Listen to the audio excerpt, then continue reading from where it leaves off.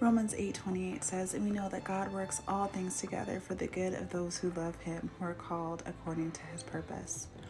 Just under a year ago, I gave birth to my little girl. I had a C-section with her, and there were some complications with the C-section, which resulted in me bleeding internally.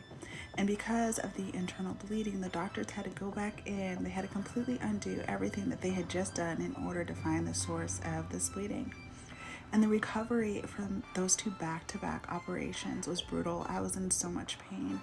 And after a while, I had just had all that I could take. And I cried out to God and I said, God, I know that you can heal me. I know with just one word, you can take away all of this pain.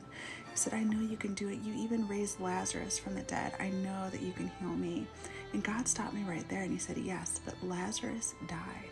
He said Lazarus had been going through his trial for so long that it actually killed him. He had been dead for 3 days before he received his healing.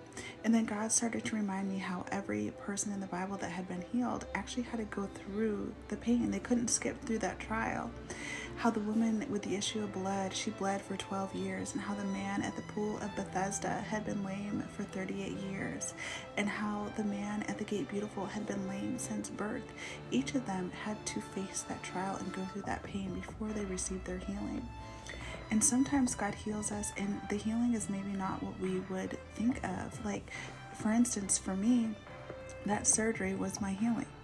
Maybe that dialysis that you're receiving, maybe that's your healing, or that chemotherapy is your healing, or that radiation is your healing, or that rehab or that medication, it's your healing.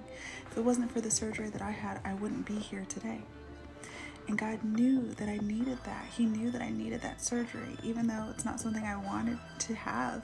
He knew that. And he knows that you're going through, and he's already made a way out of it for you. Just trust him. Don't stop praying. Just believe that he will do what he says he will do.